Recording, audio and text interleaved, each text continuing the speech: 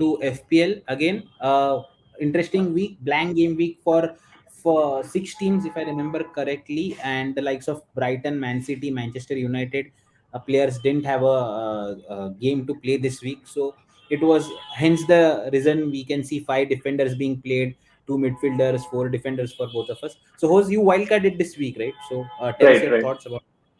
Yeah, so I went for tried and tested Newcastle back of three defenders, but it didn't pay off. But I'm hoping that in the double game week, they will pull off some good results for me. And I wanted Chilwell, which I'm sure everyone who wildcarded in Game Week 26 was also aiming for. And you could see that you can't live without Saka and Odegaard, and I wanted to keep them even though I know that they don't have a double game week. And Kane, I didn't really want Kane, but because everyone has him, I had to go for him.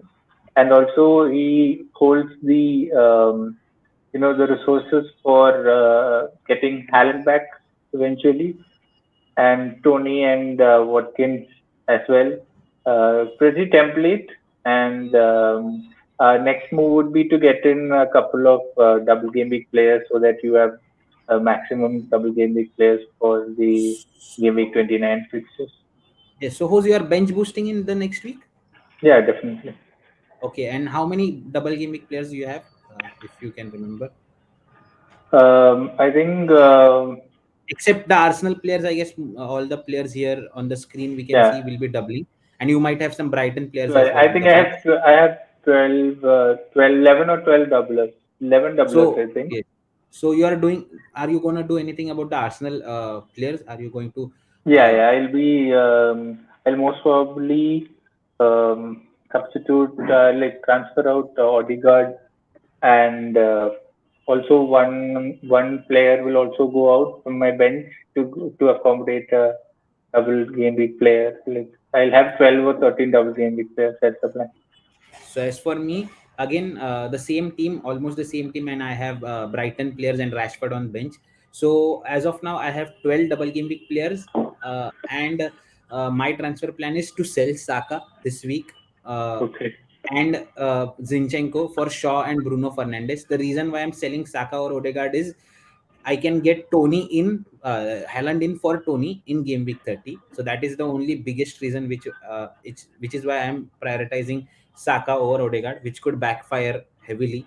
I am aware, but you can't ignore Haaland in the upcoming game week. So if there is a need, we can do as Jose mentioned, Kane to get in Saka in future. That might be a Right. possibility. So Yep. from that transfers, it takes me up to 14 double game week players, and I am happy with it. And 99% I will be bench boosting unless there is anything else which comes up in the next 4 or 5 days before the deadline. So that's our transfer plans. And who's your captain? Have you thought about your captain? I have not completely fixed on my captaincy shout. We'll wait a couple of days to decide. What is your punt? I feel Rashford is the safe option. Bruno is the punt, and if you fancy, probably Brighton asset. But I think I will go with a United player. Most is what. The thing to consider is Rashford has just come back to training. Like he has not involved with the ball, but he has been doing some training on the field. On the grass. And yeah, so you kind of think that Eric Ten Hag wouldn't risk him too much if he's Hmm. not fit enough. So that is Yes, so something to something think we have about. to keep in mind. Yeah. Definitely. So if you still haven't joined the league code is mentioned and in the description box below as well. Also, one more important thing for FPL, since this week, as in the game week 29, the clocks have changed for Europe. They have shifted 1 hour ahead. So like whichever deadlines you used to follow, just keep a check about the deadline. For Indian users, it will be now 3:30 instead of 4:30. So that is something you have to keep an eye on.